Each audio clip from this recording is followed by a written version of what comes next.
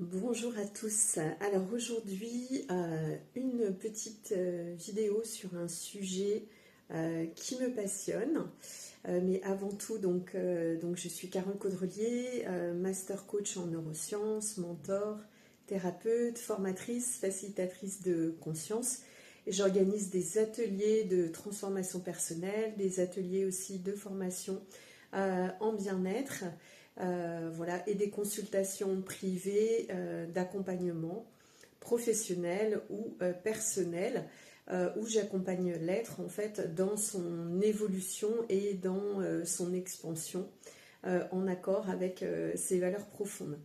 Alors aujourd'hui, le sujet qui me tient vraiment à cœur d'aborder avec vous, c'est celui de l'addiction émotionnelle ou comment en fait,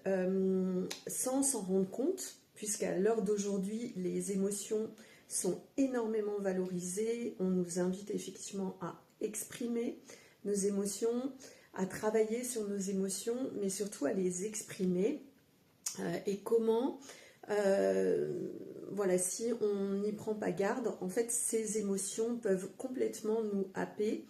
et nous rendre addicts en fait à l'intensité émotionnelle. Ça va être ce qu'on appelle les montagnes russes, vivre de façon très intense et très émotionnelle, voilà, créer beaucoup d'hormones au niveau de l'excitation émotionnelle, d'avoir des choses intenses à vivre. Et sur ce sujet-là, ce que j'avais envie de partager, c'est déjà d'être conscient de son attrait en fait pour toutes ces émotions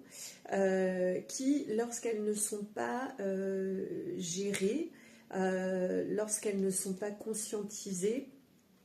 lorsqu'elles ne sont pas observées, donc qui dit observation dit aussi se retrouver seul face à soi-même. Et ben quand c'est pas géré en fait, ça va vraiment nous impacter dans notre vie quotidienne. Ça va aussi nous diriger par rapport à des choix qui peuvent être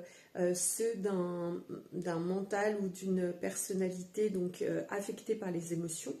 plutôt que justement choisir au niveau d'un espace beaucoup plus neutre, beaucoup plus stable, beaucoup sécurisé, beaucoup plus sécurisant. Voilà, donc c'est vrai que les émotions, c'est quelque chose que je connais bien parce que j'ai beaucoup navigué avec. Je me suis beaucoup perdue à une époque avec. Et autant c'est clair que c'est bien de les laisser sortir, mais après faire attention à ce que ça ne gouverne pas totalement sa vie. Donc revenir déjà à des espaces neutres, et pour pouvoir revenir à un espace neutre, il va falloir passer par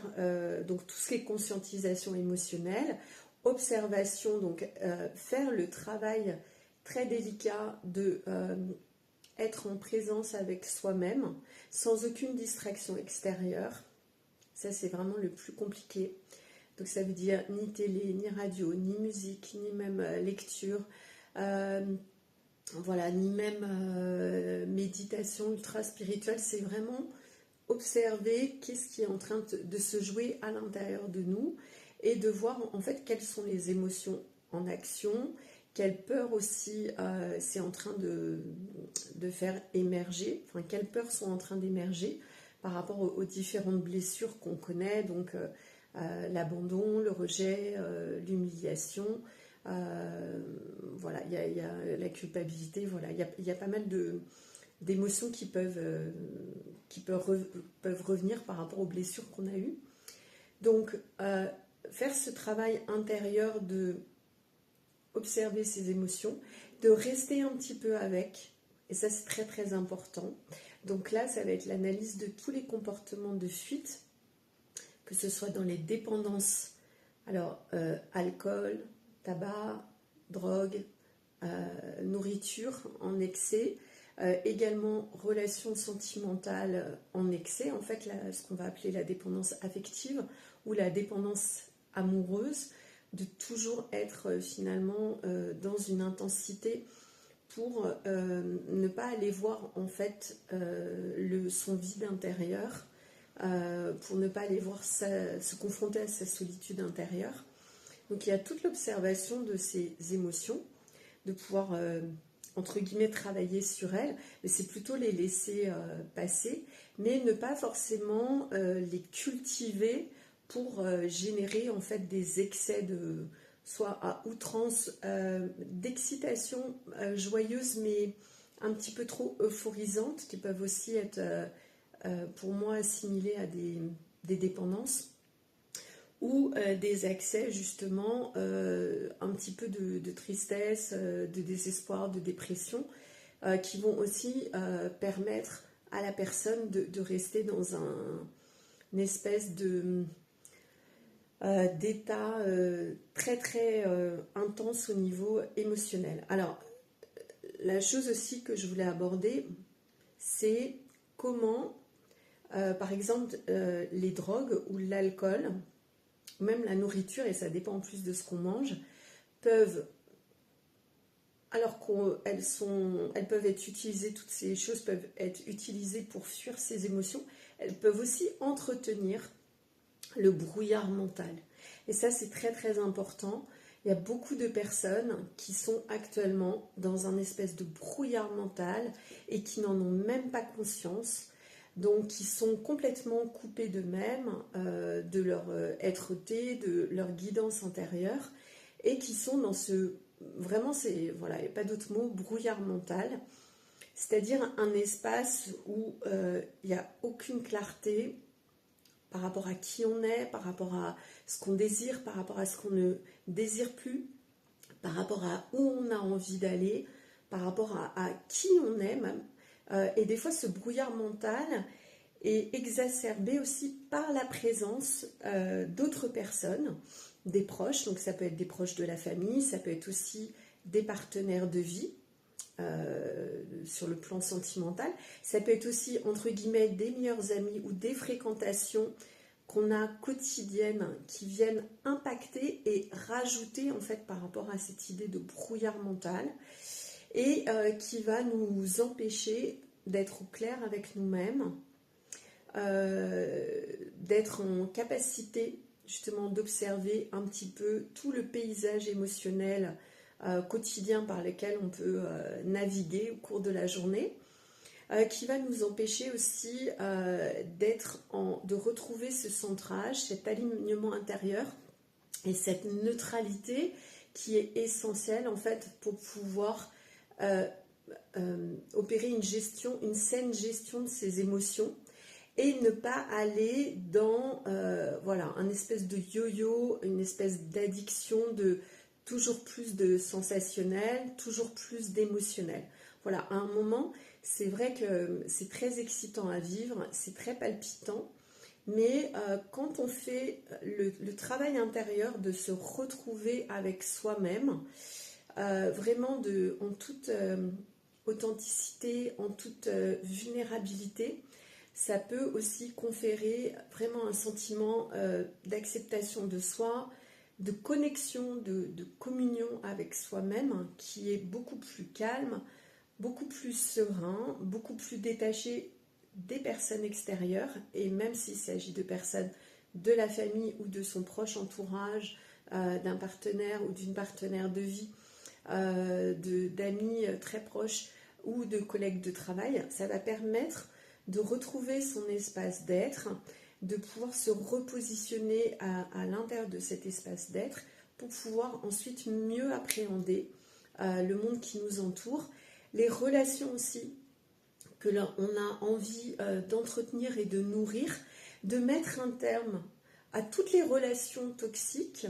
de rester à l'écart aussi de toutes les personnes toxiques. Et à ce sujet, je vous invite vraiment à partir de maintenant de rester vraiment en vigilance, en extrême vigilance et en conscience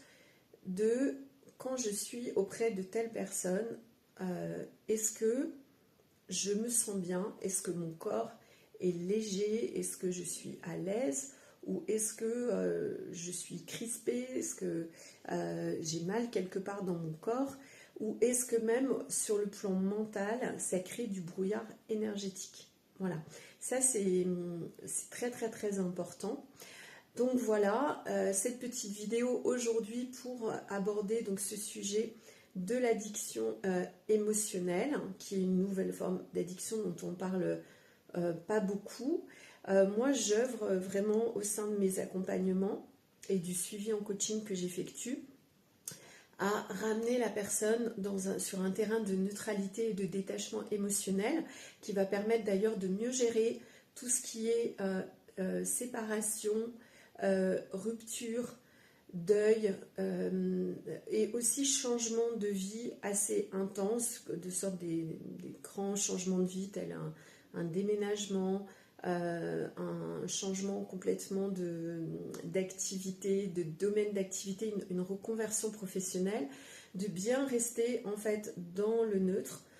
et d'être sa propre guidance. Donc bien sûr, en tant qu'accompagnante, je n'interviens pas dans le choix qui vous appartient toujours de votre propre guidance intérieure. Par contre, je vous permets de vous reconnecter à elle pour que vous puissiez faire vos choix, prendre vos décisions, vos passages à l'action en toute connaissance et en toute conscience au sein de votre véritable espace d'être connecté et non pas à partir d'un espace fait de peur, de trop plein d'émotionnel, voilà, brouillard énergétique. Voilà, donc l'idée c'est vraiment de se réapproprier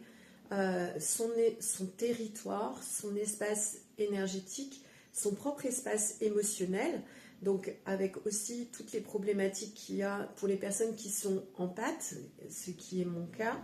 mais maintenant je gère très très bien dans la mesure où j'arrive à vraiment me détacher et à savoir quand est-ce que